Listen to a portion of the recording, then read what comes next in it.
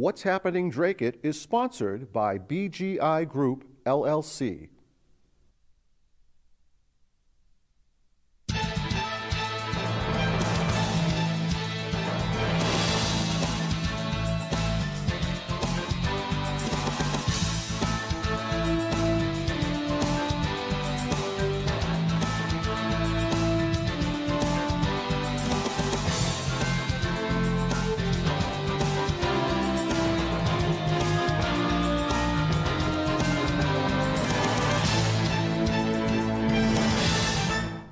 Today is Saturday, June 15th, 2024, the day after Flag Day, and this is What's Happening Dracut, and this is our 68th episode.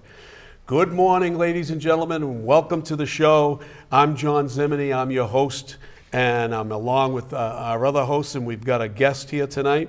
We are broadcasting live from our overly ostentatious studios here on Mill Street in Dracut, Massachusetts at DATV. We are the show for Dracut and all things political and whatever we can throw out there, and we will give you information that you're not going to get from any other news source.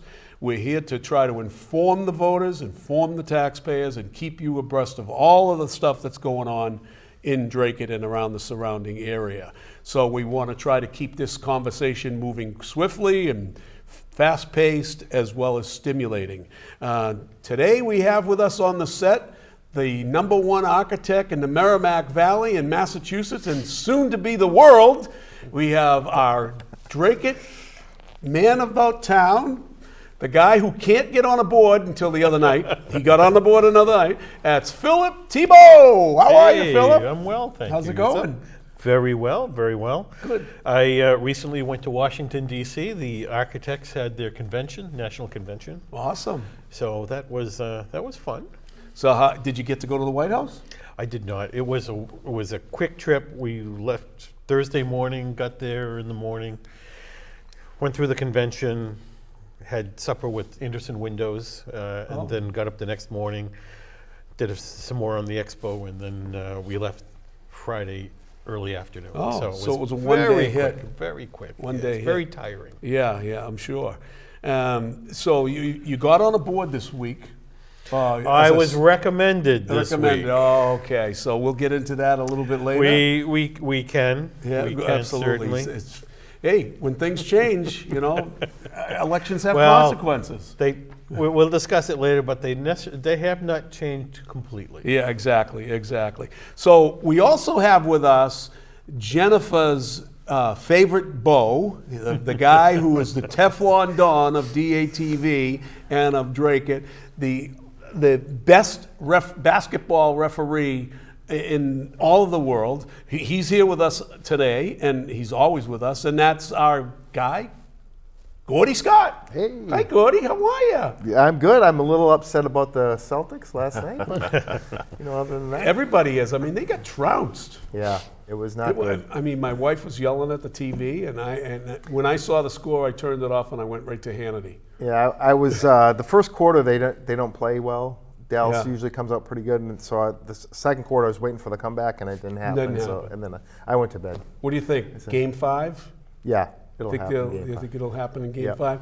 But now that monkey is off the back of what's his name, Kyrie Irving, who has since he left and stomped all over the leprechaun before he left. Yep. He hasn't won a game with us against us. So now that monkey's off of his back. Yep. He can start going. He's a hell of a player, but Yep. he's a very controversial guy. He doesn't get along with many of his teammates wherever he is, right? Nope. But anyways, are you ready for some action tonight? Yeah, but I do want to wish Donald Trump a happy belated birthday, one day late. But Absolutely. The President of the United States, former president, hopefully soon to be president again. Yep. Number 45, he had a big birthday party yesterday down in Miami. And 5,000 people. God, he's doing, I mean, I'm almost like, when is the bottom going to fall? Because I hope he does. I hope he keeps growing. He's only 4 or 5 months away. I think he's in a great position. Yeah, right with now. a big no taxes on tips, I think that's A huge one. Yeah. Huge one. He's also talked to the businessmen about, stabilizing their rates. Yep. So we'll get into some of that, hopefully, if we have some at the end, but we have a jam-packed show today. Ladies and gentlemen, you can reach us here by calling us and joining in the fun and joining in the conversation. Like us on Facebook, please. We are approaching 3,700 followers, and you can call into the show today at any time, 978-957-4243, and weigh in on whatever subject we have. You can join us on Facebook, or you can reach us through our DATV live streaming, and that is on Dracut Television or dracuttv.org. Phil always corrects me on that. And you can get us on Channel 8 if you're watching here on Comcast. But please like us and follow us, because the more we have, the more impact we have. And we have a YouTube channel. Don't forget our That's YouTube right. channel. Fill us in, Just type in What's Happening Dracut. We'll pop up, and you can watch all of our episodes, 1 through 67, and this one will be on in a few days. You can find anything you want there, right? So before we get started, we want to have our resident weatherman from Mill City Weather, the very astute forecaster Sean Kelly, who he's the lives best. here in the mill. He lives here in the mill. And Sean Kelly, take it away, Sean. Hi everyone, thanks for having me on. Here's the forecast for today. Highs in the upper 70s today with partly sunny conditions. So very nice day overall, not as humid, and again high temps near 80 degrees as we head into Saturday afternoon. Winds are going to be on the gustier side, 20 to even 30 miles an hour as we head to the second part of the day. But it looks like the winds will diminish coming out of the northwest at 5 to 10 miles an hour as we head into Saturday night. Clear conditions, maybe a few clouds as temperatures drop back down into the upper 40s, near 50 degrees. Here's a look at the exclusive 8-day forecast. Looking at drastic change in temperatures as we head into Saturday, Sunday, high temps near 80. And then as we head into next week, again, jumping up into the mid to maybe even potentially upper 90s as we head into the middle of next week. So a heat wave is looking like it's going to be setting up. First one of the year. Typically, this is kind of when we start to see the warmer of the temperatures. Not really heat waves, of course, but we'll take it. And that is it for now. Back to you guys in the studio. Great job, Sean. That's great weather coming. Now, global warming is taking effect? Well, certainly summer is here. Yeah, I guess. I mean, that's what happens. We're in New England, right? We're going to have these heat waves. Absolutely. But we have a couple of upcoming events, right? There's something going on today, I think. The farmers market over at Beaverbrook Farm. Yeah, and that goes from... Well, it may be, you 9 have to about, 11, you have 9 about to an 12. hour left. Yeah, about an hour left. And then on Tuesday, there's a big meeting of the Mass DOT is coming to town to try to Yeah, talk about- DOT, the Department of Transportation. There's going to be a resurfacing project on Route 110, which is Lawrence Lowell Boulevard. That's coming up. And that's very controversial. And also, we have the issue of the MBTA, which we're going to get into with Eric Ryder. And then also, for those of you who are interested in being on the selection committee for a new town manager, those applications are closed at the close of business on Monday. So if you're going to do that, get it in. Are you going to do that, Phil? June 17th. June 17th, yeah. No. You're not at this point? I did it once and I was shunned by the town for it, so. And we're going to get into that. Yeah, we can get into that. Very much detail after we have a special guest that we have with us today. And with full disclosure, this gentleman has been a friend, an acquaintance and a friend, but we've known each other for a number of years through family. And great guy, very, very astute in politics as well as in a lot of things, all DPW. Eric Ryder is the newly elected Tewksbury Selectman. Yes. And he's here to talk about with us about the issue that's facing Dracut also, and that's the MBTA, affordable housing that's the state is attempting to, or has tried to jam down the throat. Welcome to the show, Eric. Thank you. Thank you for having me. I'm pleased to have you. Believe me, when I found out that you were on that board and you had this issue taken care of So tell us a little bit, first of all, about yourself. You know, I've worked in municipal government my entire life. Started 18 years old. Been involved in politics one way or the other, whether you like it or not, being a municipal employee. You know, public works director for the last almost 9 years in Hudson, Mass. Did a short stint in New Hampshire and worked in Lowell for 20 years. So, been involved in various campaigns throughout, working with different individuals, and recently I served on planning board in Tewksbury for 4 years, and then recently was elected to the select board in Tewksbury this past April. Awesome. So how's Mark Kratman, a good friend of ours? Mark is great. Another, you know, as I say, one of the hardest working guys for Tewksbury. Yeah. Really does, gives a lot of his time, effort, and you know, recently Mark and I worked together on Memorial Day Parade and festivities. So another great event for the town, and Mark does a phenomenal job. I've been on City Life and that morning show with John McDonough. Have you been on that Yes, show I'm yet? actually going on next week. Okay, good. Yes. Great guy, and you'll enjoy being on that show. It's an early morning It show, is. and I try not to get there that often, but I have been on there quite a bit. But we get a shout out to John McDonough and the crew over there at City Life, as well as my good friend Bob Hoey, and great guy Bob Hoey is, and you know, probably most misunderstood politician in Lowell at some point or another, but he's really as hard as all Lowell. But we're happy to have you here. So tell us a little bit about what your perception is of the MBTA Act that's for affordable housing. I know Phil's very, very much involved in it, so he's going to chime in and all this stuff too, because we're facing it here. And we haven't had the vote yet, but I think in November they're going to have a vote. Sure. You know, obviously, like Dracut, Tewksbury was faced with the vote. I called it the vote for the adoption of the MBTA zone. You know, and really that's one of the reasons that I got involved in running for the select board. I've had concerns that zoning is approved at the local level, and you know, and I think it's all been a fear of the unknown, the fear that, you know, you're going to lose grants, the fear that you're not going to be eligible to apply for this and that through the state. And again, there's no funding. There's no funding mechanism from the state to give to the communities that are going to be impacted by this.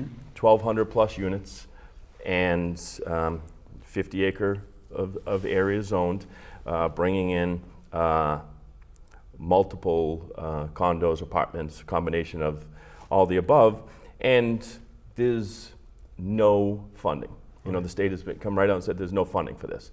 So, and the impact on the communities, you know, specifically Tewksbury, when I looked at it and really got involved, the impact on the location where it was, the traffic, infrastructure, schools, you know, and they stated, well, this isn't going to impact your schools. You know, these type of developments don't bring kids. This is being developed for families. This is not one bedroom unit. This is multiple bedroom units to bring in families. And I understand, you know, I believe that there is a shortage of housing, not affordable housing, but housing that is affordable. There's two different things. Right. There's affordable housing, whether it be a 40B, friendly, or together with the community and the state, or housing that is affordable, housing that makes it that you know, eventually my kids can come back and be able to buy a home in the town. I'm sure Drake is facing that. We should not mix up affordable with low income. Correct. There's quite a difference. Absolutely. Yes. So, you know, we were faced with this, and really it became a grassroots effort of some residents in Tewksbury One being my wife, Pam LaFabe, Tanya Sullivan, Keith Sullivan, just to name a few, that really created a Facebook page, put some information out there, put facts. It's really about getting the facts out to the residents. And I think that is the biggest thing, is getting the information to the residents so they know how to vote, to make an educated vote. And when people are, you have that information, people's eyes opened up to how that would impact their community. So what are some of the impacts that you would be facing? And Phil can chime in at any time here, Phil.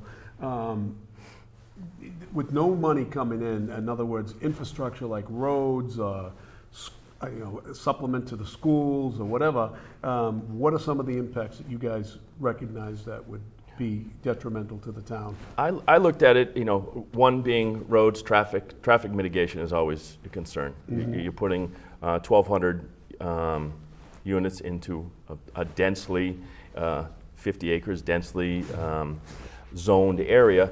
The location where in Tewksbury, Route 38, those are familiar, it's Route 38 heading out by the old Tewksbury Country Club, which is now Treehouse Brewery.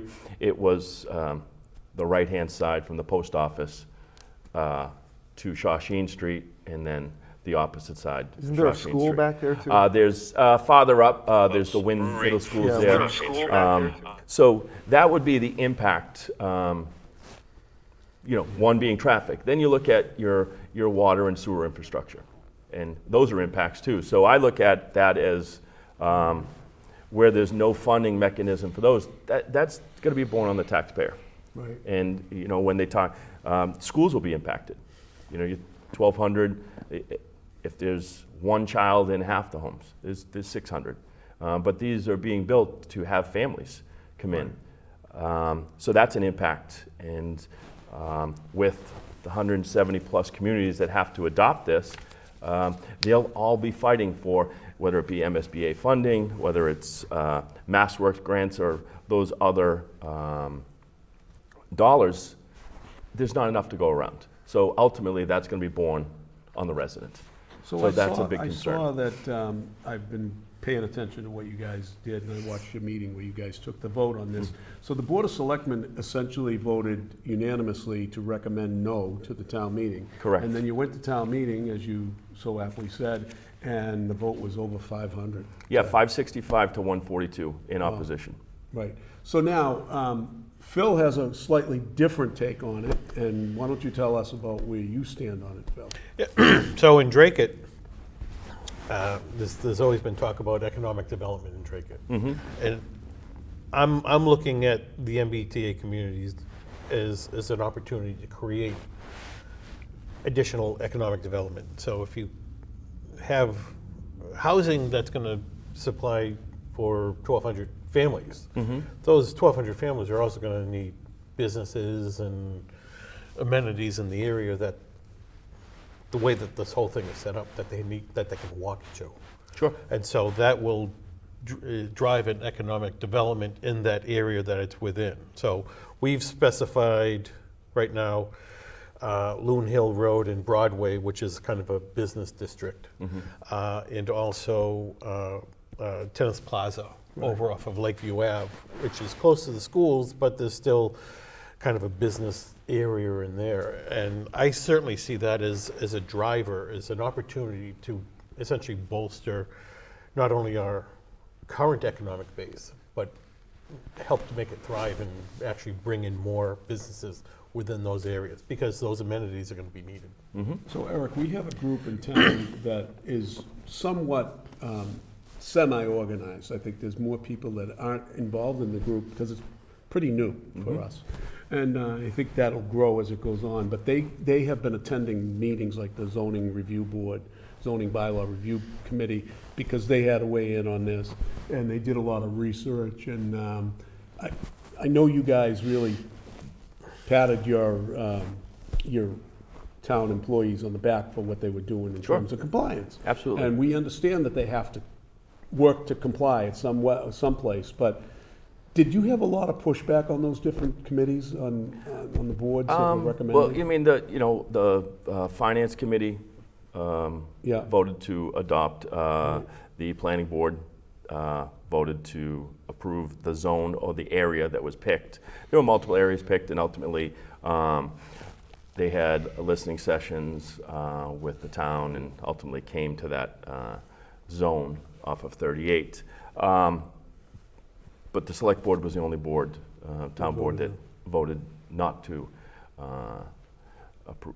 Well, I think that's where the biggest influence on the taxpayer comes, is from your select board. Correct. These other people they're all part of the infrastructure of your town, and they're just trying to comply with the law, so they're not really emotional about it. They're trying not to be emotional about Right. it. I get that. Yeah, absolutely. And I think, again, as you stated, the select board, they set the tax rates, Yep. the tax rate. They're responsible for that. And as you stated, all those other boards, they were tasked with passing from the state down through the town departments, through the planning department, to put this together. And again, they were following, as if you watched our meeting, I recognized, for them for their work. Yeah. But their work versus the end result, I think it was a significant impact for the town. And I lived in a city, born and raised. I lived in Lowell, and got married, moved to a small town. Wanted that small town feel. Yeah. And I think that is, if you want a city, there's plenty out there to live in. But if you want, you're going to lose, in my opinion, and I think the opinion of a lot of the people in Tewksbury felt that they were going to lose their small town feel. And I agree, there's two sides of it. As you stated, economic development, which I'm a big advocate for, but I think that there has to be a balance. And Right. I think there has to be a balance of, I think there's ideas out there of how do we make what you saw in the 70s and 80s neighborhoods, Right. with some housing that is affordable. Right. I think there's some opportunity that the problem is land costs are so expensive in this area. That drives everything up. So now your houses, and then obviously the cost of construction materials post-COVID. So you're seeing those homes, there's no longer a $300,000 starter Right. home. The starter home's $550,000 that needs $100,000 worth Yeah, of work. exactly. So there's no, and I'm all for planning on how we do it, but I don't think 1,200 units in that location was the best approach So for Tewksbury. many cities and towns are out there fighting this, right? And their number one reason to say no now is because this is before the Supreme Court, Yes. right? So at what stage is it? It's Massachusetts Supreme Court. Yes. So what stage is it at? As of right now, Milton's the community that's filed the suit, and they don't feel that there'll be any ruling before the first of the year. Okay. So, and you've seen some communities postpone it based upon, and that was, one thought, but the downfall with that, or voted in and then go back and repeal it. Right. But once it's voted in, somebody comes in, a developer comes in and They got the presents a right. parcel. They have the right. We would have to go back to town meeting and vote it out, but that parcel, that development is already in Linda, place. yeah. So I think Tewksbury, in my opinion, Tewksbury did the right thing in voting it down, and we wait to see what happens. Again, zoning, if zoning is voted at the local level, Yeah. and if this was something that the state is mandating, as they're saying, it's a mandate, why are they making cities and towns vote it in? Right. So Phil, we had a discussion earlier about this issue, and you made a comment to me that there's a lot of zoning issues that are dictated by the state. Am I right? Right, so I mean, just 40B is one of them. Right. I suppose I'll bring up, but there are also items that pertain to zoning that essentially are covered by the state. The Dover Amendment is one that is often called out, and that is for educational uses, nonprofit or educational uses, and there's another requirement in there. But so daycare centers can go in any zone, schools can go in any zone, but that's actually done at the state level. So, so for I think for any community to argue that a mandate from the state in this manner is unconstitutional is incorrect, because it's done on a number of different levels to begin with. So you think that that's not going to be overturned? That they'll probably. I don't think the law will be overturned. Interesting, but we are in Massachusetts, and we do have liberalism all around us, and I'm sure the Supreme Court is packed with people. So you're probably right. It's probably Yeah, not going. Did the town entertain passing this particular, approving this with a caveat that if the Supreme Court comes back with a no, that you have the right to now not do it? Well, we would have to go back to zoning would have because the way the charter is, zoning is voted at town meeting. Right. And so we would have to go back and vote it down. And interesting, in Tewksbury, we just did a whole zoning bylaw change. Went through a whole years of work and effort, and this was not brought up. This was not even on the radar. This was not even an idea. Again, if this was a good idea, it would have been put in our last zoning. Yeah. So, and that was a question posed to the planning board. This was just done. Why was this zone not chosen to put 1,200 units there? Because it's not a good idea. It's not a good idea to put 1,200 units there. And It's never now, a good idea to no, just jam it again, into no, it's the not. town. And I don't think it's a good idea to, force this again, whether you agree to disagree, it's unconstitutional, or again, cities and towns have There's their local own rights, bylaws. too. They have their own, at the local level, their own bylaws. Right. So when is it okay for the state to choose what they can circumvent at a local bylaw That's why level? we have. Right, so that's why Yeah. each city and town has bylaws, and it's voted on at town meeting. And, as I go back, if this is something that they could mandate, then they should have mandated across the board, but they can't because zoning is voted at the local level. But they have essentially mandated through the law that you must comply.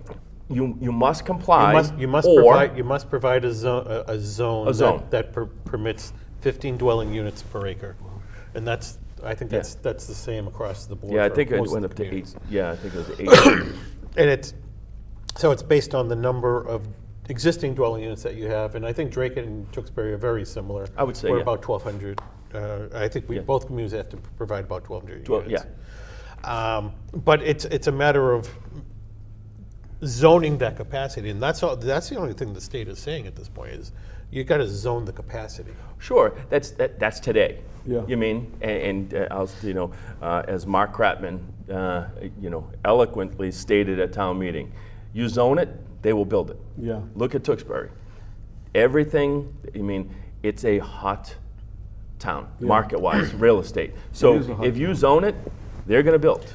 And the Dracut's probably going to be the same thing. So when they say this is not a mandate to build, today it's not a mandate to build. It's a mandate to vote in the zone and then And open the door. And open the door. So I certainly agree, and I've always been one to say that zoning wants to seek its equilibrium. It wants to be what it's zoned for. Sure. So, yes, so in these areas that are zoned for the MBTA communities, 15 units per dwelling acre, if that's enacted, it wants to seek that zone. Now, I will just, I don't know how it is in Tewksbury, but did you know every single residential zone in Dracut is 1 acre? Correct. So I live in the Navy Yard. Yeah. You couldn't build. Most of the house lots in the Navy Yard are between 5,000 and 10,000 square feet. So you couldn't tear. Those So- are down and build. non-conforming, pre-existing. And So, I agree. But by the town saying we want to maintain 1 acre zoning, it means we want to get rid of all these houses. Well, I don't know if they want to get rid of the houses because there's if- pre-existing But non-conforming. if zoning wants to seek its equilibrium, and everybody understands that, that means we want to get rid of these houses. Right. Well, but I don't know about Dracut. And my argument has been, these are already dense areas. They can support becoming slightly more dense. And so I think these MBTA zones should be in these dense areas. So in Dracut, it should be in Collinsville, which is, again, a kind of a downtown area. It should be in the Navy Yard, again, a downtown area. That borders Lowell. I mean, you go from Lowell, that is fairly dense in that location, into Dracut, you'd never know where it is. You'd swear you were in Lowell unless you saw the sign as you're entering Dracut. Sure. So I think that's where these zones should be, and it's in close proximity to the Gallagher terminal to grab the commuter rail. As a matter of fact, I did that for 6 months as I worked in Cambridge, and it was great. Drive down to the Gallagher terminal, park my car, and take the commuter rail in.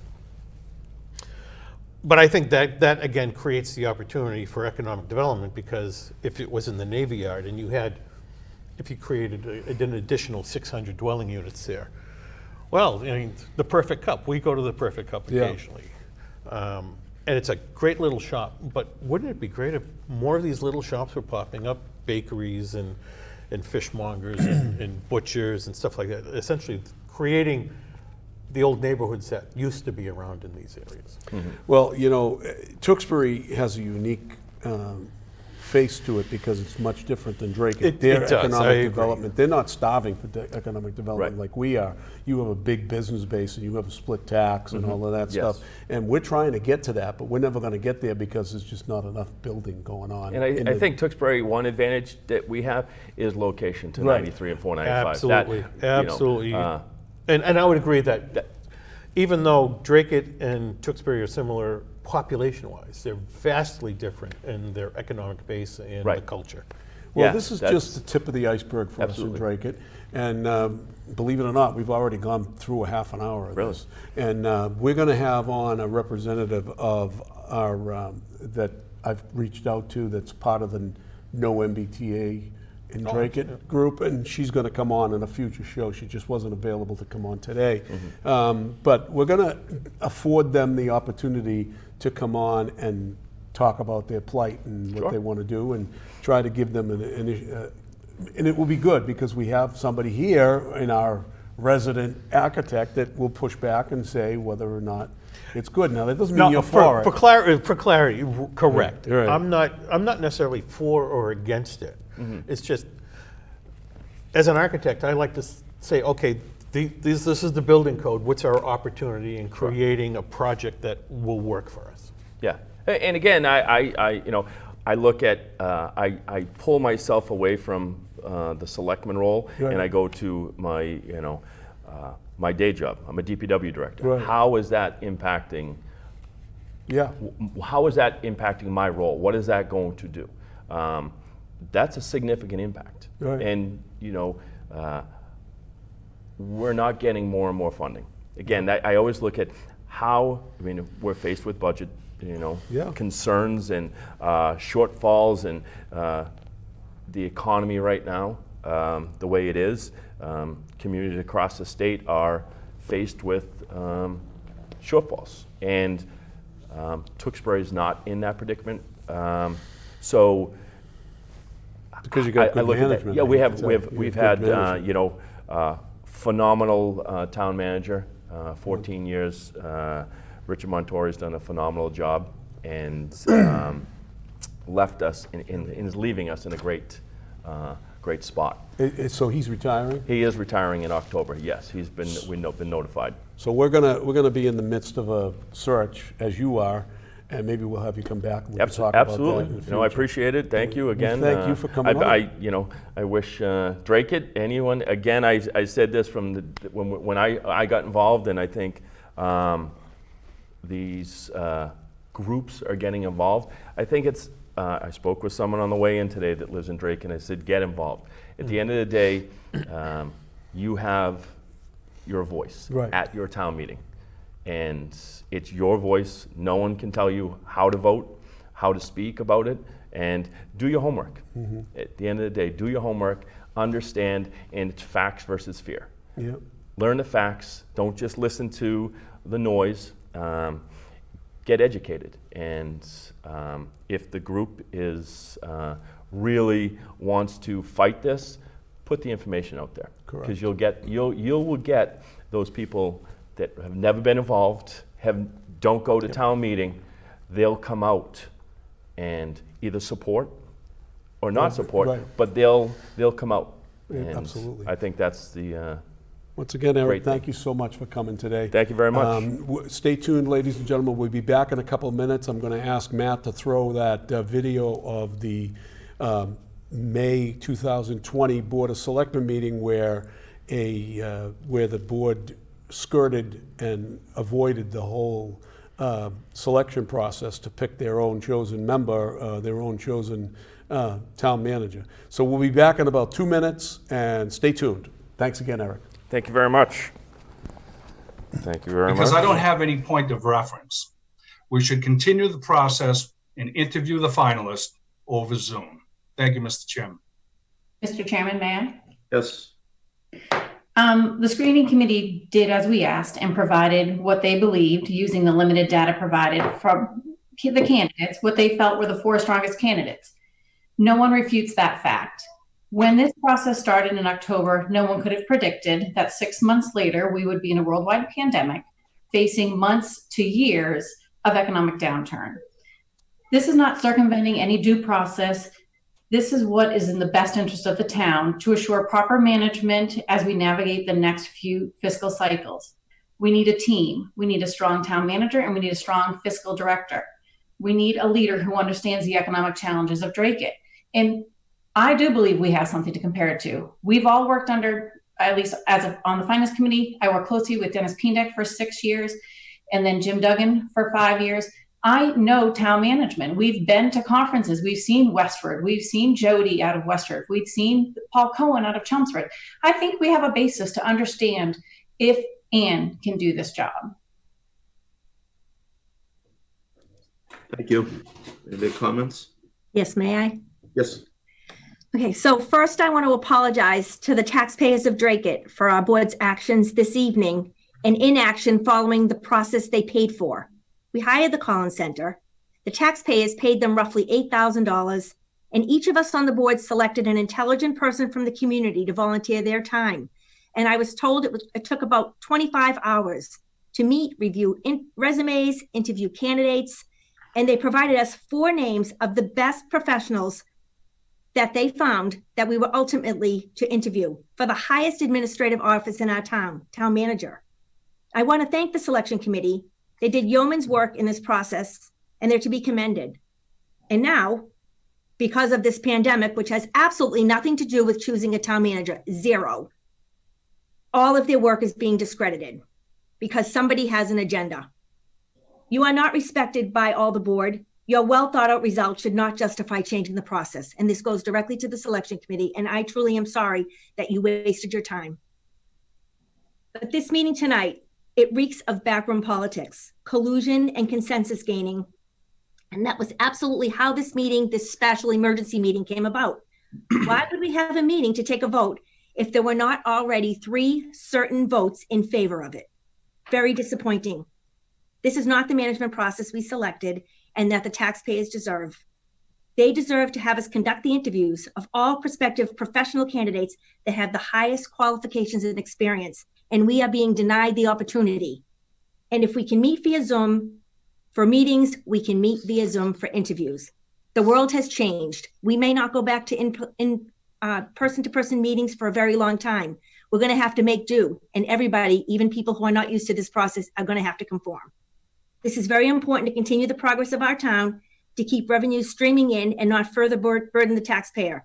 Let the taxpayers, I've gotten a ton of social media requests, emails, phone calls, Facebook messages in support of the process and against this vote. Upwards of 100, and I have a whole stack of them right here. This is a lot of opposition. And the taxpayers don't even have the opportunity to be heard tonight. They don't have the opportunity to be heard at all. They just have to finance everything. Because then the manager becomes a political manager. And if this vote occurs, it will be one of the biggest missteps of the Board of Selectmen. Bring it back to Furthermore, us. a letter in demand from someone in an interim position should be held with.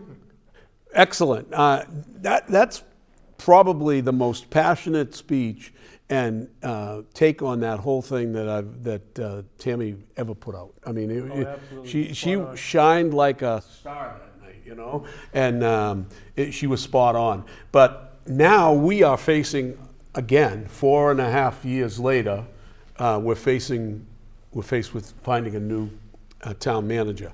And what's perplexing to me is that given all of the information that's been put out here over the last few months about our budget problems and all of these issues, on a reflection, Phil, you were on that committee. You were on that selection committee, and that selection committee came up with 4 or 5 very much, experienced members of, management. And our Board of Selectmen, led by Joe DeRocco, Jesse Forcia, and Allison Hughes, threw that process out the window with the guise of, we're in the middle of a pandemic. That's all BS. That was just a smokescreen as far as I'm concerned. And the bottom line is, you got what you asked for. You got a manager and an administration that now has us a short period of time later in almost what's considered almost a $10 million deficit. What say you, Phil? Yeah, so we just finished talking with Eric, and Richard Montori has been in Tewksbury for 14 years. Right. Most of the surrounding communities have town managers who have been with them for at least a decade. Here we are with a skirted process, and we have a town manager that is only staying 4 years or so, and now we're going to be in this turmoil that, how often do we overturn our town managers? What kind of stability did we build for Dracut by essentially skirting the process? Well, now I think we built instability. Yeah, absolutely. Now we're not. Duggan was only here for a short period of time. Was he here 4 years? Even was Duggan here 4 years? I think 3. Three or so. But it was always in Joe DeRocco's mind to get Duggan was only a stopover. He did everything he could with the charter and everything he could do to put Ann Vandal in that position. There's no secret in that particular video. If you look at it, it's a 38-minute video, and I recommend everybody in town to watch it. He outright says, "I've always wanted Ann Vandal." Yeah. It didn't matter whether she had the qualifications or not. And look we all know that she was supposedly a good financial person. Well, how does the town end up in the position we're in if we had a good financial person? So I've said it before. I keep saying it. The screening committee interviewed at least a dozen candidates. Right. One of which was Ann Vandal. We were the only 5 people in the town, the entire town, including the Board of Selectmen, that interviewed Ann Vandal. Right. The Board of Selectmen, or at that time the majority in power, decided to hire Ann Vandal without even an interview. Right. Without an interview. That gets me. It's like, okay, if we're going to hire her, let's bring her in and ask her our questions. But wasn't there a threat by Ann Vandal too? There was a written letter that went out that she threatened. So she was going to quit, right? I've operated businesses, and if I have an employee that says, "Hey, you do what I want, or I'm leaving," it's like, well, see you later. There's the door. It's been nice working with you, buddy. Yeah. There's the door. Yeah. So now we get to the point where this current Board of Selectmen, which is brand new, they're only 2 meetings into the new term, and they're faced with major issues. Proper Farm was one of them, and now they got to face the fact of hiring a new finance director as well as a new town manager. Whether or not they have an assistant town manager in that mix will remain to be seen in the future, whether or not they'll want the new town manager to have one. But they've already started to leak out who they're going to put on these committees. So it was reported by the Lowell, Inside Lowell recently, that Allison Janess, here's a person in my mind, and I don't want to be too disparaging because her husband is one of those people that always disparage people, but I got to tell you something. Does she even remember history? Did she even take the minute to go back? She now proposes to put Allison Hughes, a former selectman, who was one of those selectmen that skirted the process, didn't afford the people of the town to even have a say in it, and she skirted the process because she was part of that big old group, the Joe DeRocco cabal, that wanted to jam Ann Vandal into the place, into the position, as well as Jesse Forcier, who flipped. He was telling people as late as 2 days before the meeting was even scheduled, he was going to stick to the process, and he flipped. What happened there? And then 6 months later, where's Jesse Forcier? He's living in Methuen. He skirted out of here as fast as he could. But Allison Hughes is a big mistake, and Allison Janess is giving you a replay.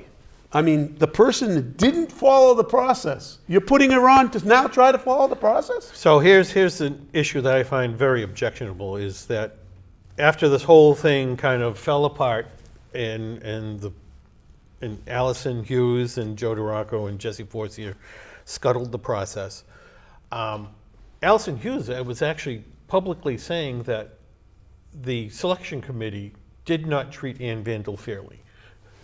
Right. She has said in public that we never interviewed her, and I think she also said that we never asked her the same questions that we asked the other candidates, which is completely false. I'll say it for the record. Every candidate got the same question from the same committee person asking the original question in the same order. So we wanted to make sure that everything was exactly the same. Right. So it was exactly the same for every single candidate. And knowing you, the anal architect that you are, that I'm sure you made sure you held to that. You were the chairman of that board. Absolutely. You held to it. So for those I think each of the persons on the selection committee towards the end was reciting their question verbatim without even looking at the sheet. Yeah. And I had a sheet saying, okay, it's your turn next. It's your turn next. It wasn't like you didn't have integrity. People with integrity on that board. You may not have agreed with everybody that was on that board, but who was on there? John Crowley? Crowley. Is there a guy that's more anal about following process and following your law and what have you, and exudes credibility and integrity? Yep. Is there anybody more? And then you had who else? Who else was on Joe there? Wilkie was on Joe it. Wilkie was on there, and he had an interest in making sure that the schools were okay. But I don't agree with having anybody of that ilk on. I don't believe that we should put selectmen on there or members that are currently in town hall. Yeah. Was Tommy Bowman on that committee? No. We had Charlie Canavas and Kathy Patnott. But now the makeup of this current board, the current committee, is getting to be ferreted out. Tony Archinsky recently announced through Lowell, Inside Lowell, that he's going to put Don Plummer on. Don Plummer was a candidate for Board of Selectmen. He's a very intelligent guy, good businessman, very reserved, very monotone in his approach and what have you. He's not as passionate about issues, Gordy. But and I posed the question: why would you put your opponent or potential opponent? Because Tony's up for re-election, and he's putting Don Plummer on that committee, which I think is a good choice. And I'm not trying to say he shouldn't put him on or should change his mind, but there's obviously an issue there with that. What do you say? Well, I think Don Plummer would be a good choice. We had him in here. We spoke with him. And I think he really cares about Dracut. You know, I think he'll do the right thing, and I think he'd be a good choice. But as you said, you know, putting Allison Hughes back on, I don't think is the right. It's a huge mistake. And now you also got Jennifer Kopczynski, who nobody knows who she's putting on.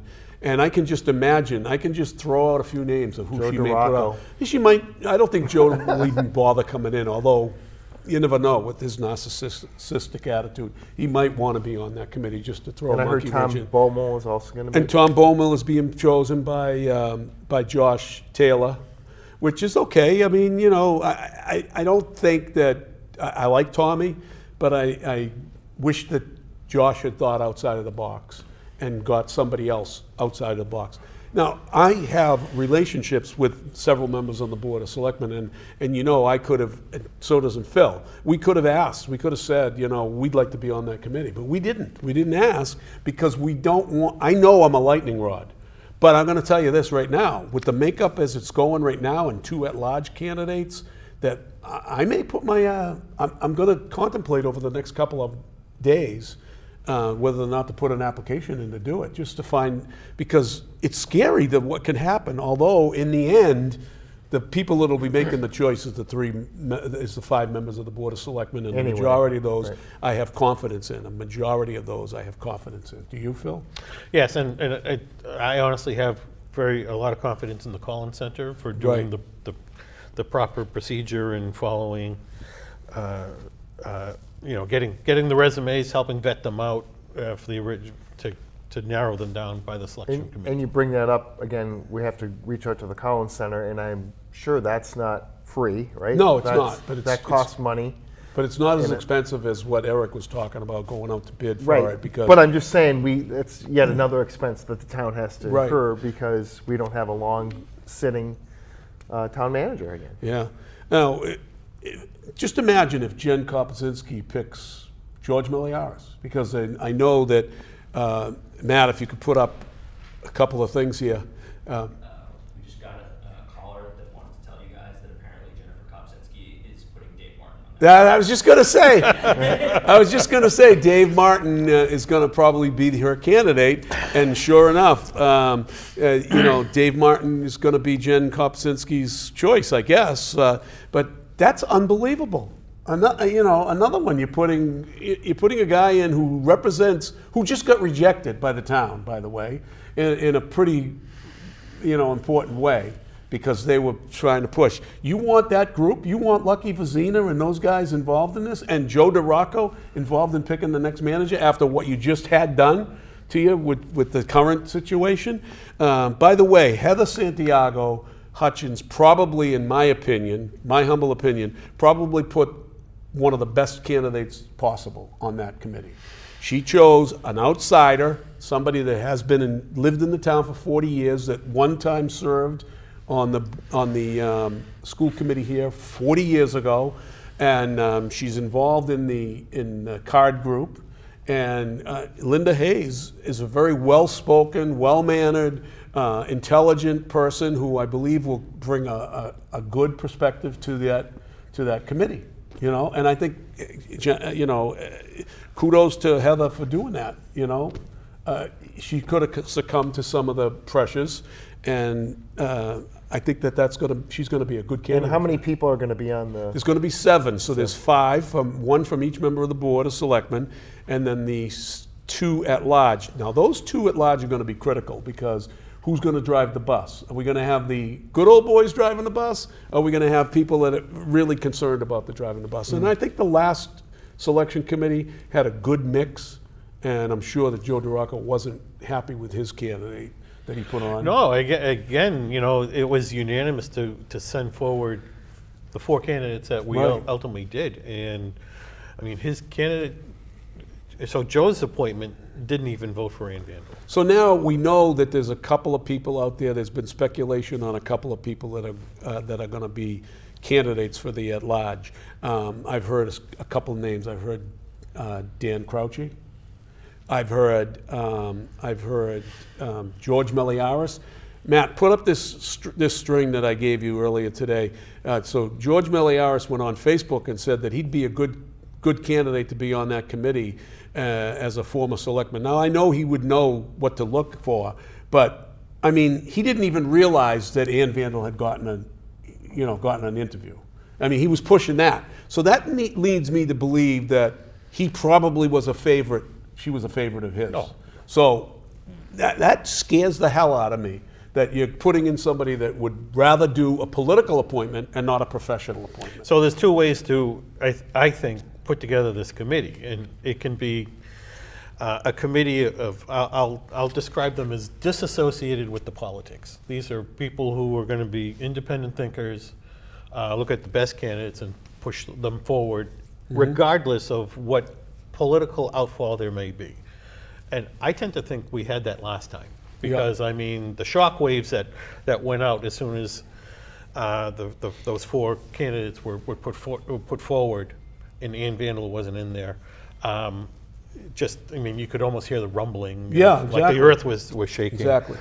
Or this committee, if politics is going to be involved, then it needs to be adversarial. Yep. Well, You need to have candidates.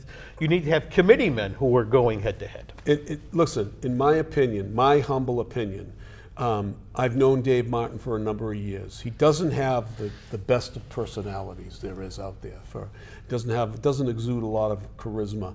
But I mean, a guy like Don Plummer versus Dave Martin, I'll take Don Plummer all day long, because I think he's going to do what's best for the town.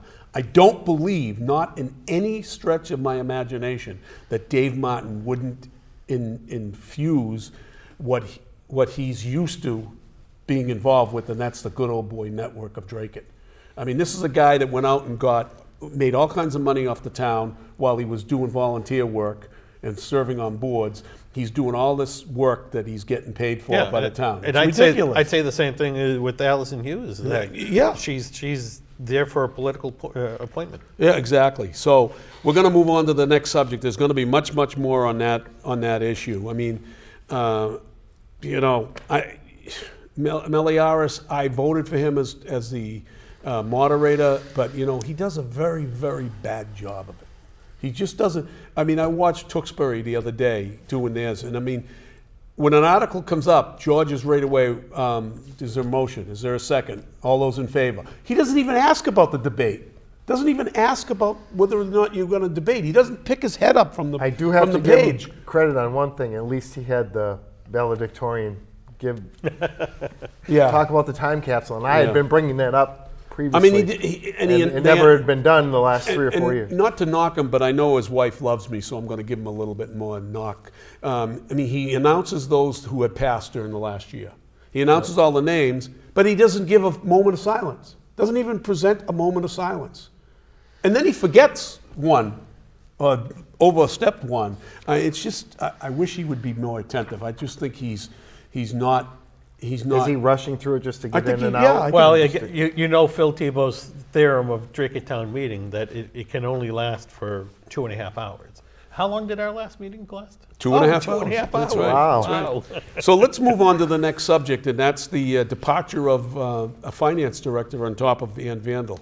Now, there's a lot of things going on behind the scenes here in Dracut. So we happen to have 1,000 birdies out there that will drop little hints in our ears, and then we just pursue them and go forward with them. But there's a lot of stuff happening that is very scary, that we should be very cognizant of and be worried about. The assistant town manager, Victor Garofalo, he's leaving too. He actually announced before Ann did, and to me, it looks like everybody's leaving the sinking ship. They're on the Titanic, and they know that there's going to be a deficit. But is there really a deficit?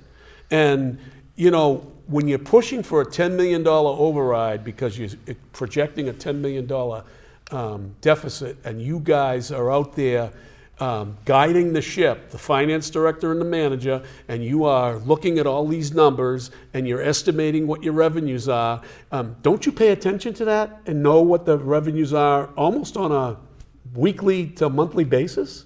I mean, all of a sudden the other day, just shortly before a Board of Selectmen meeting, there was a memo that was sent out by Victor Garofalo, and we'll put that memo up while I talk over it. we have the memo. We got the memo the day after the Board of Selectmen meeting, and it was given to me by a person who will be named nameless. I have a lot of people who inform me on stuff, and I got this memo, and I was shocked. I was shocked.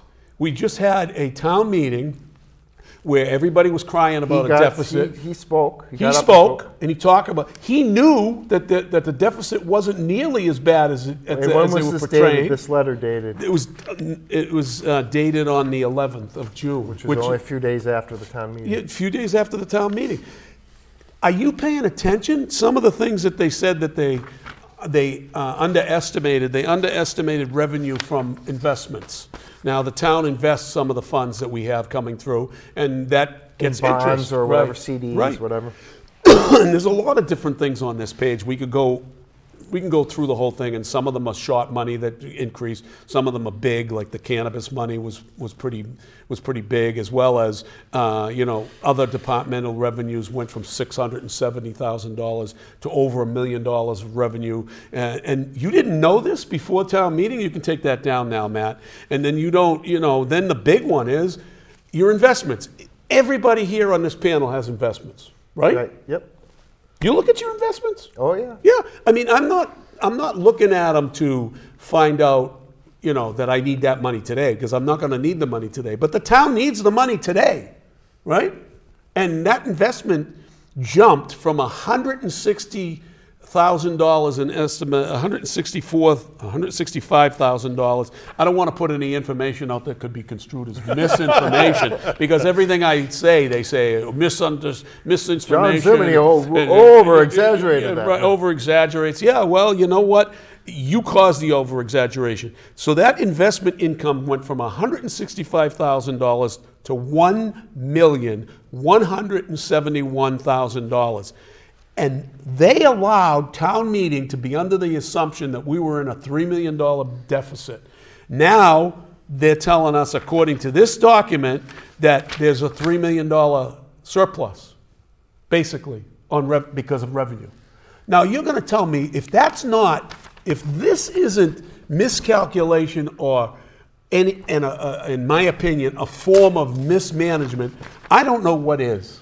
And even on the June 11th meeting, the Board of Selectmen got this email and this document, and nobody spoke about the document at that meeting. The town manager obviously knew about this. She had her time to make her comments at that meeting. You think she would inform the public and the Board of Selectmen that this memo was today, that you got it today, and we're not in that bad a shape? What is going on here? What if you're the school committee, you just got beat to a pulp over the chargebacks on trash, and thank God they pushed back, because they would have been overcharged by $300,000 or $400,000, right? They were beat up on the police resource officer, and they didn't get their fair share of the money. Is some of this money going to go to the schools? Because it should. Right. It should. And now you were so disingenuous. You stood up at town meeting and you talked about the deficit, and you let everybody in that room believe that there was a deficit. And now you got over $3 million. Why did you do that? That's a big thing, being disingenuous about it. I mean, okay, so kudos. You're projecting your budget starting off, saying we're going to be conservative. But then to never go back and look at, okay, where does our conservative estimate fall? First quarter, where does our conservative estimate fall? Are we a little above that? Okay, that gives you an indication that halfway through the year that you may be able to, make another adjustment or something like that. And what's strange is, we kind of know, right? Like whatever it is, 50 or 60% of our revenue comes from property taxes, right? So that we know that no houses went away, right? Like, we're building more houses. Right. And the property taxes are going up 2.5% every year, so that shouldn't be going down. The thing that goes down is the state, our state funding. And if you looked at it, I mean, I think it did go down a little bit, But if you look at like the taxable, like I know the lottery went up 20% in the last 2 years. So that money is supposed to go back to the cities and towns, right? So you would think the lottery, the $200 million would go out to the cities and towns. So that should increase. But like, I don't know where this downfall was scheduled. Like, where did they see that coming from? Well, they saw it because they weren't paying attention to what the investments were doing. They didn't know what the revenue is. Hey, excise tax is one of those revenues that I know you can't really predict with any kind of certainty because people go out and buy cars and whatever. I mean, but really, that's not. It's not much. It's not to the point that $200,000. you're not watching that as much, but you should be. Yep. If you're the financial officer of this town or any how long would Oracle put up with a finance officer that made this kind of a mistake? Ask Don Plummer. How long?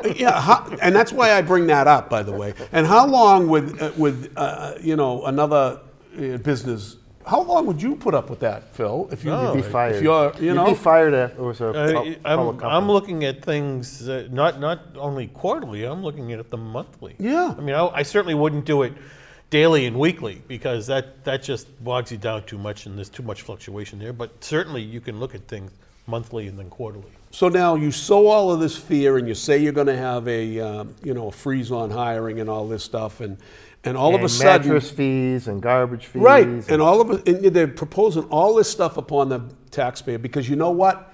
Because you, ladies and gentlemen, the taxpayers of Dracut, you're not paying enough. That's their mantra. You have the lowest rate, and you should feel guilty that you have the lowest rate. You should absolutely. Do you think that an override, Gordy, has any chance of ever passing in this town with this thing? Not for operating expenses. How can that happen? I mean, the Campbell School probably most likely will pass. It might now. It might pass now because you're not faced with another one, two more. Yeah.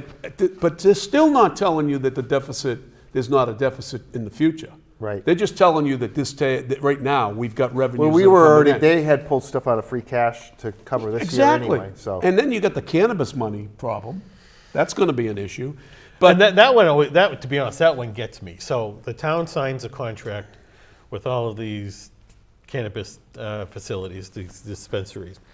And in the contract says, because of the impact you have on the community, we're going to charge you an impact fee. We're going to, whatever is required for us to fix that impact, you're going to pay for.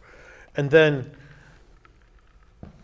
supposedly there's some impact because we've got, $3 million out of these cannabis dispensaries because of impact. And the town has spent $0 on anything. They can't even tell you where the impacts were, other than we had impacts. I mean, I would have more respect for the town if their argument was, well, this fund that they're paying into is called a slush fund, right? And or a tribute, right? And you have to pay us a tribute. I have more respect for them, but Pay if you tribute can't to show Caesar. what the impact is, then you shouldn't be charging these people anything. Excuse me. Money grab. Yeah, so Phil, you still haven't told the people officially, and the only reason it's out is because I've got this memo. That's the only reason that this is out in the front page. So now they're talking about hiring another lieutenant for the night shift, right? Yes, I've heard. So they're about going to that. promote a guy who's a sergeant, and make him make him a night shift. The night. Correct. So right? each shift has a lieutenant who's supposed to be essentially in charge of every the other officers, Right. of the other shifts, yeah, each shift. police. But you still are telling the people that you don't have the money to pay for this, and now you have a little bit of a buffer coming for the next manager to have to manage a $3 to $4 million deficit next year. So now you're going to eat some of that money up before you go. You're going to dump another $200,000 by making somebody, or $100,000, making them now a lieutenant. Because when you fill that position for lieutenant, You got to fill. you got to fill the sergeant. They're going to want to hire another person. Exactly. Yeah. So there's a domino effect. Then you put out there and try to pull on the heartstrings of everybody that the first person that's going to be let go is Dan Phelps, right? And I get chastised because I reported that he was the first guy going, and I also reported that he really isn't an economic developer. He's more of a communicator. Well, he came from a newspaper, and he right? came, right. So now you're telling, there's rumors out there that they rehired him, and they're now extending him into the next term. Oh, really? And, I didn't hear that one. Get this, I put a FOIA in for this. I put a request to find out for this information. And he's going to pick up duties that Victor Garofalo would have had. Whoa. What the hell? I mean, now, it's strictly rumors, but believe me, when I get a rumor, it's usually true, right? And the bottom line is, what does he know about finances? What's he going to do? You know? And I'm not. And what happened? I'm not trying to disparage a nice guy. He's a nice guy, and I know he probably hates me now, and really it doesn't matter to me. I'm just making sure that the people know what's going on behind closed doors in that town hall. You know, but what? I have a question for you guys. Sure.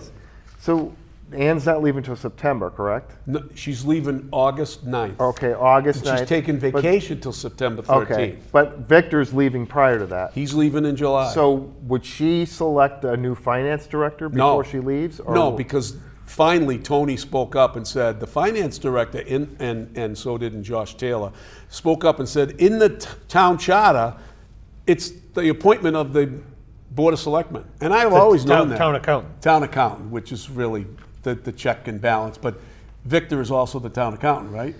But he was never appointed by the Board of Selectmen. Right, never appointed. So now they're gonna hire somebody that's gonna do finance director / accountant, which, you know, I don't know if that's a real good check and balance, but it's a start, right? I suppose to some degree I'm fine with it, as long as the Board of Selectmen are appointing the portion that is town accountant. Right.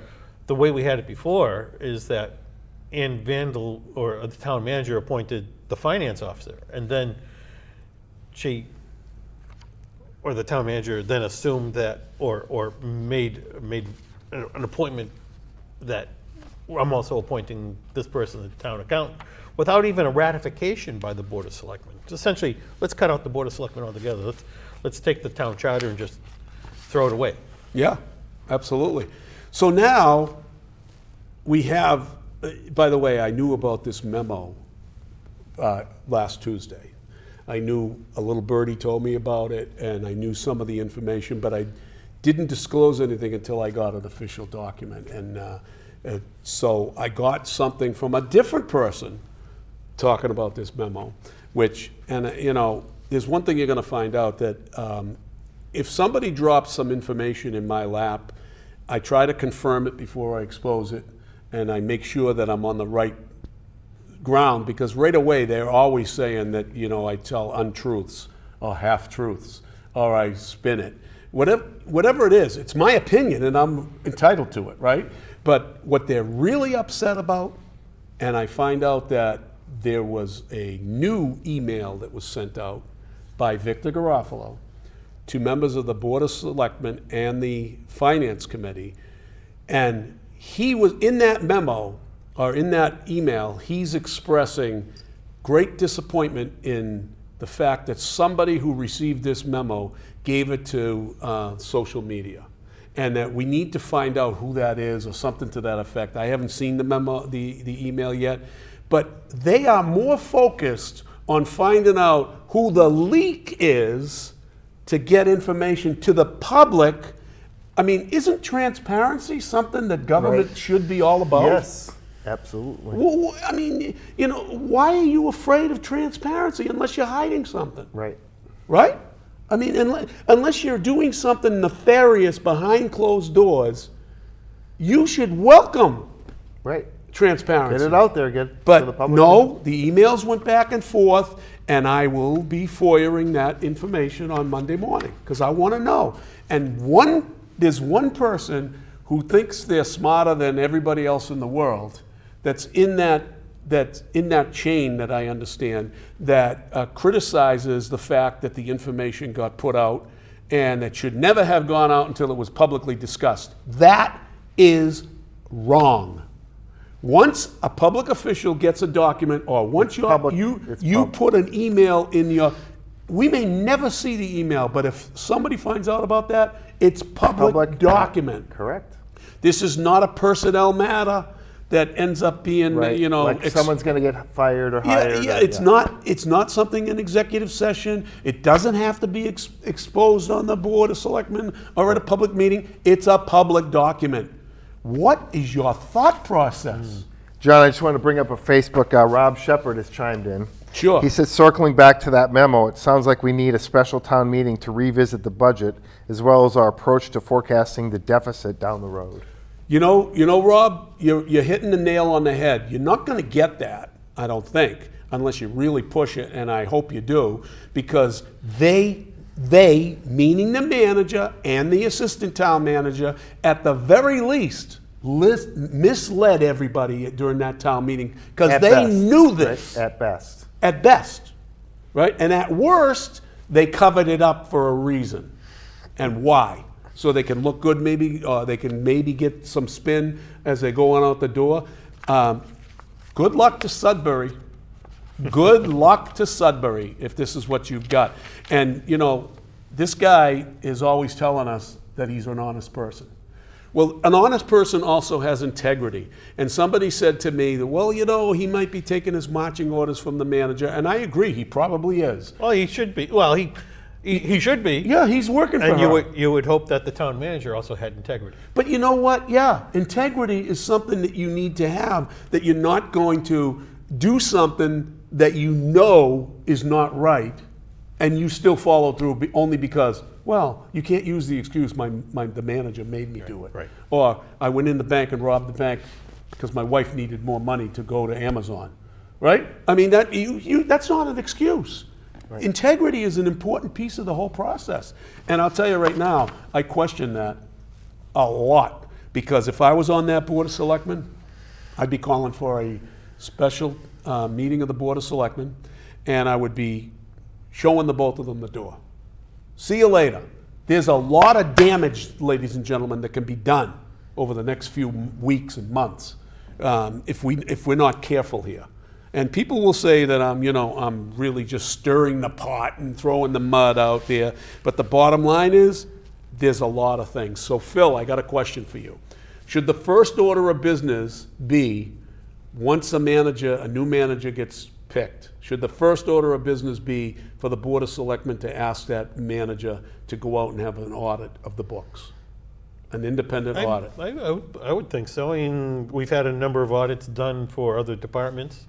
DPW, police, fire, the schools have done an audit. It's just the management over at Town Hall has not had an audit. No. I think there needs to be one there. Now, you know that they're going to say that, oh, she's a great finance person. But she's also the person who said that they got approval when I was on the Board of Selectmen, who said that, when they used the insurance, what was it called? I forget the name of that board, that committee, the insurance trust fund, that they used some of that money to balance the budget. And she said, well, MMA said that it was okay. So we went ahead with that. But it wasn't okay. You can't do that. It wasn't okay. And the then manager also said the same thing. But, and I went nuts over that because you can't take money from the employees' trust fund on insurance and put it towards your deficit or your possible deficit to balance your budget. You just can't do that stuff. And the same thing with the procurement. They blame Duggan for the procurement. Duggan had some culpability there. But the bottom line is, the professional person that's in that position that knows the law should have known the procurement laws. And they should have said, well, manager, I don't think we should do that. Right. I think we should not do that, and they should publicly say it. The other question I have is, I think the state forced us to put that position in, right, because of all the issues we had. Yeah. Is that still a requirement? Was it for X number of years, or can we never had that position? Oh, the procurement officer? No, that's a good position to have, and I'm not. And I think the state is still looking at things from the town. Right, and I'm going to say, from all indications, the person in that position isn't doing a bad job. I don't know her. I know who she's related to, and I know who she is, and she comes with good credentials from Lowell and what have you. But I believe Barbara O'Connor is her name, and I think she does a good job. But I don't think that, let's for instance say that she has influence over under the procurement law, what you can spend without going out on procurement. I don't think she has influence on that, some managers can go out and just hire anybody they No, want. I think it would still be good practice to, even if you knew that you were falling below that threshold, to still pass it by her Yeah. and say, hey, what do you think? Yep. So now comes the hiring of an interim manager, which they're going to be in the process of doing that, and I believe they're going to get some recommendations from the Collins Center to try to get somebody in here for by August 9th. When the current town manager is said to be going off into the greener pastures to, take her vacation time. She's taking a month off. So we need somebody that's going to be here because Victor will be gone, and who's going to be the interim manager? You can't have a rudderless ship, so they're going to have to hire somebody and that money will come out of the salary in the current budget. Well, you think it'll be someone that's already existing in the town? No, I think it's going to be somebody from that has been a manager somewhere and will come in. Can do it for a couple months. Yeah, until do it for a few months for a fee. They're going to be paid, Yeah. and they should, rightfully so. I didn't know if they would bring up the town clerk or something like Well, that. you know what? If you had an emergency where all of those people above had suddenly vanished, Is there a pecking order? there's in really nothing in the charter that Charter says that's- that. yeah. But I would think that the treasurer might be the next person in line to warm a seat, so to speak, and Or just a to make clerk. sure that I would everybody's think maybe showing the up for town work clerk and would- turn the lights on, Yeah. or the town clerk or somebody. But I think the town clerk probably has more ability to do other things, not particularly run the town, But, I mean, if I was on the Board of Selectmen, I would be telling the manager in no uncertain terms, do not hire, do not spend any money in the next, 48, next 2 months, 3 months. We don't do anything. We just do the normal operating expenses for going forward until we get a new town manager. Because God forbid, we don't know what can be done to make bad decisions. So, we need the leadership of the Board of Selectmen to step up and say, I know that that we have a strong manager through our budget and through our charter, but the bottom line is, you have a fiduciary responsibility to the town also to say, you're leaving, we do not want you to spend a dime unless we know about it, right? And take it from there. Now, I know there's the movement afoot to have a new town meeting or replay the town meeting. Maybe Rod Shepherd, maybe you should talk to, should contact the Attorney General's office to say, we need to have, what's the procedure to go for another special town meeting? Because there's money out there that should have, the schools cut money out of their budget. They're cutting back on services for the kids. I believe you need the Board of Selectmen to call Yeah, it. well, and they could do that. Special town They could meeting. do that in order. You could. In order that some of this money be given back to given to the school committee or the school department to, listen, I'm critical of all the departments. I'm critical of the schools too. When I think that they've had enough, they've had enough. But to use this whole thing about, the deficit to squeeze people into a box to say, you're not paying enough, we need an override. Well, so I would suspect that ultimately it goes to November, and then, okay, we have this additional funds, so let's Divvy some of it let's up. give the schools a little bit more money. Let's divvy it up. And Yeah. But, I'm a little perplexed by some members of the, I'm not going to mention, not all of them, but some of them, on the Finance Committee. What's your role? Why didn't you know about this? And now I'm told that they were told in a passing manner that they're probably going to be more money in investments than, that was said to them at a meeting, at an open meeting, but nobody pursued it. Nobody pursued it. And there's some people on that board that are pretty good watchdogs that like to point out different inefficiencies when it's to their advantage to do that. But the Finance Committee is the watchdog of all the finances. so I think the watchdog, 5 5 years ago or and Yeah. beyond were very much paper tigers. Right. They were given a role and they were essentially told that your job is to rubber stamp the budget given by the manager. As a matter of fact, we know of one member of that board that would say that the town manager was their boss, which is nothing but That's falsehood. You're there for the And that person that says that is really getting under my skin lately because that We know person- who it is, We know right. who it is, and the person is. She just wants to be important to everybody. She supported Dave Martin in the last election, and now she's going around blowing smoke up Josh Taylor's butt, saying, "Oh, I got your back, and I'm good. You know, you're a good person, and I'm a good person. I've known Dave for a long time." That's all BS.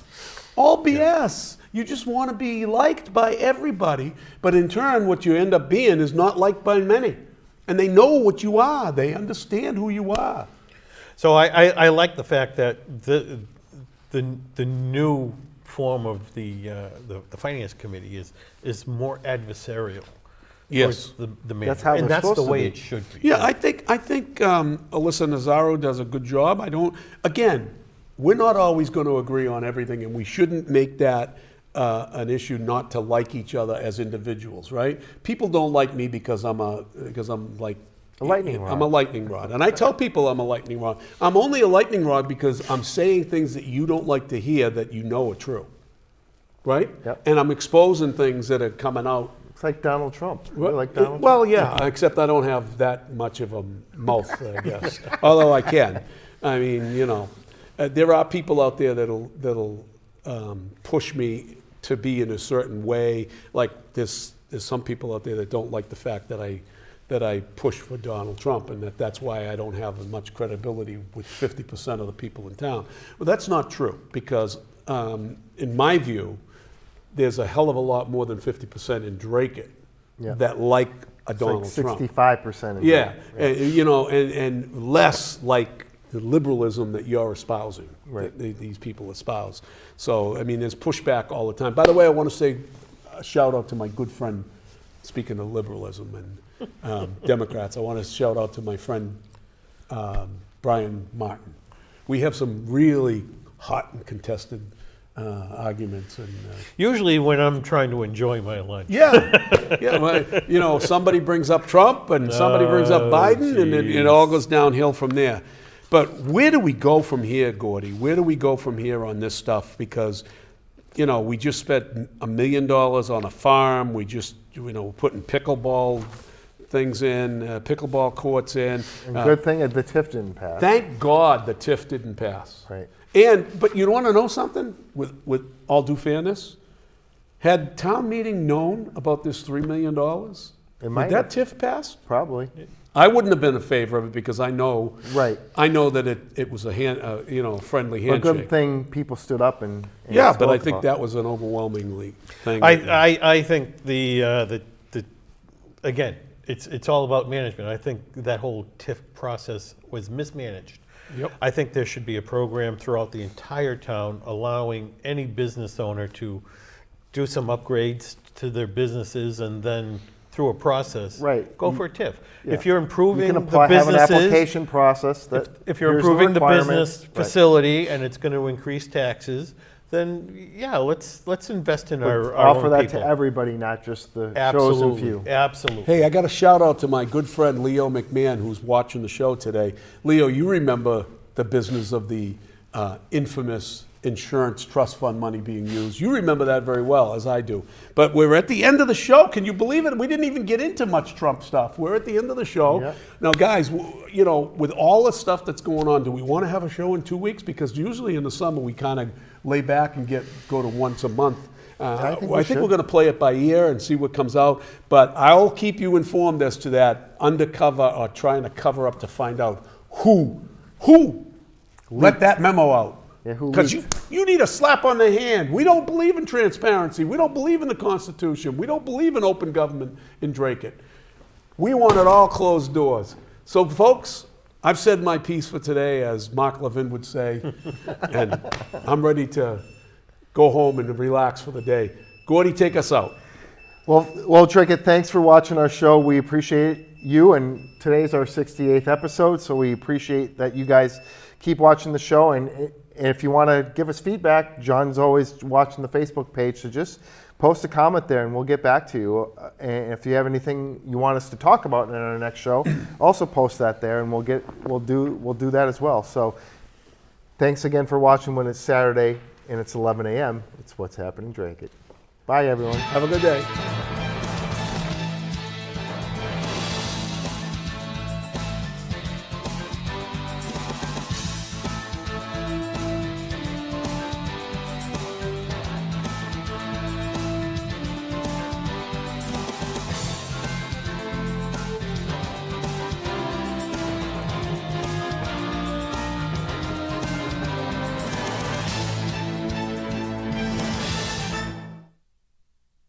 What's Happening Dracut is sponsored by BGI Group, LLC.